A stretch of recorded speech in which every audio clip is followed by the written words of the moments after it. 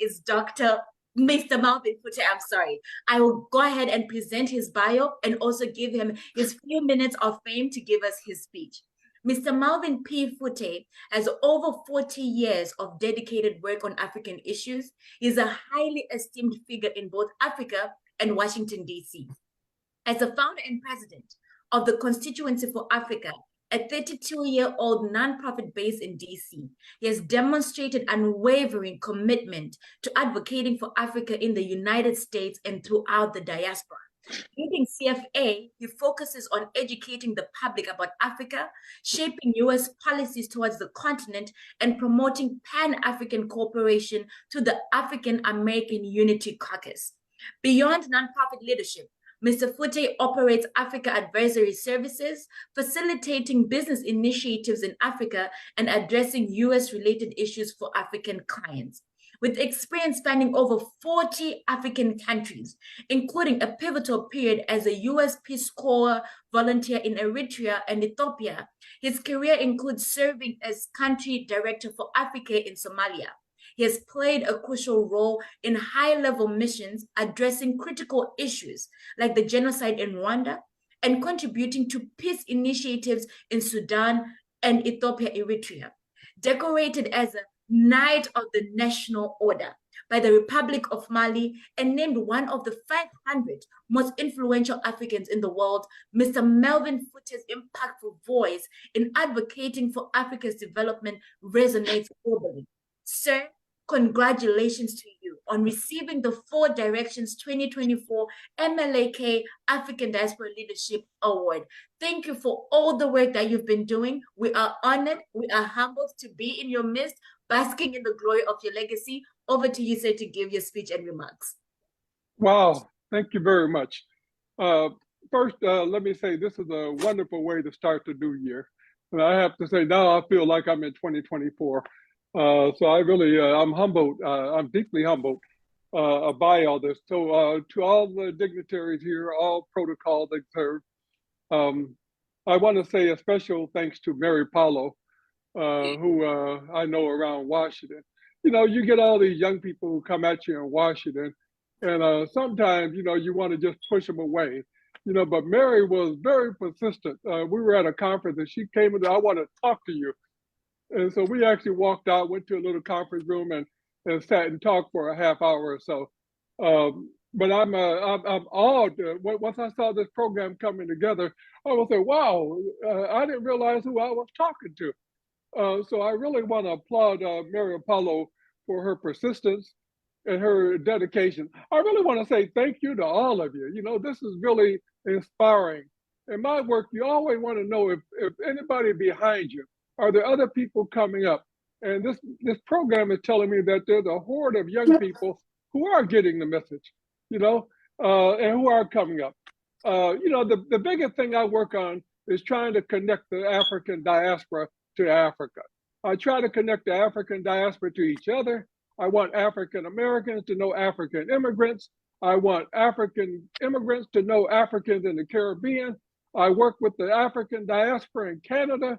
My whole thing is to, this year we're going to focus on the Africa Continental Free Trade Area. And so we're already having conversations on how do we connect the African diaspora to support the African Continental Free Trade Area. I think Kelly Minna, who's an old friend, a really dynamic young guy who's leading that, I think this is the most effective demonstration of Pan-Africanism today. And so we got to connect and make sure we understand things. Let me say that I've always reached out to the next generation. Yali came to bear. President Obama sent one of his deputies to me and said, what should I do to help Africa? It came at a time when the U.S. economy was very, very bad shape. And Obama comes to the White House, first black man in the White House, and he said, what can I do? The U.S. economy was in wreck. He couldn't do what his predecessor, George W. Bush, did. George Bush committed $20 billion for HIV/AIDS in Africa. So Obama didn't have those kind of resources. So I told him, I said, don't spend your time on these old guys. Don't spend your time on Mugabe and Biya and Bashir and all of the old African leaders. Spend your time with the young ones coming up, this next generation.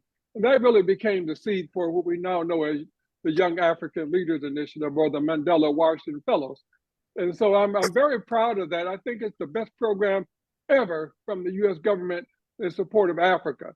You really are empowering the next generation, and I'm confident that we're going to see Yali presidents. We already saw a Yali trade minister in Botswana. We're going to see Yali permeate throughout the continent. And the biggest thing about Yali is that the one from Senegal is meeting the one from Ethiopia, and the one from Swaziland is meeting the Nigerian. So Africans are meeting Africans, and I think that they're both very well for the future. I'm really excited about this 4 directions. I want to compliment you on what you're doing. I think it's absolutely correct how you're pursuing it. Anything I can do to add value to it, to help support it, know that you got a brother in Washington who you can count on. It's really interesting. I've been involved in Africa for now over 50 years. I started out as a Peace Corps volunteer. I spent 7 years on the continent. I speak Amharic, I speak Tigrinya, I speak some Somali, I speak some Arabic. And I'm very rare among African Americans who know Africa. I went to Africa at a time when nobody knew anything about Africa. I really thought that Tarzan would be at the airport to take us to the village in a herd of elephants because we had no knowledge whatsoever about Africa. My father said, "Boy, you're going to get eaten by a lion." I still went to Africa. I went there in search of adventure. I went there in search of my people. And I figure if I can help African people, that's helping Black people too. And so I've been involved in Africa now more than 50 years. And I'm looking to have it. I'm working on my book. And the book is really going to be lessons learned aimed at the next generation. So you don't have to go through some of the trials and tribulations that I've gone through.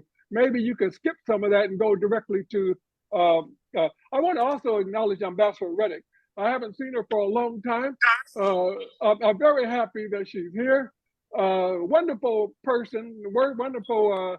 I'm glad to see that you're reaching out to her.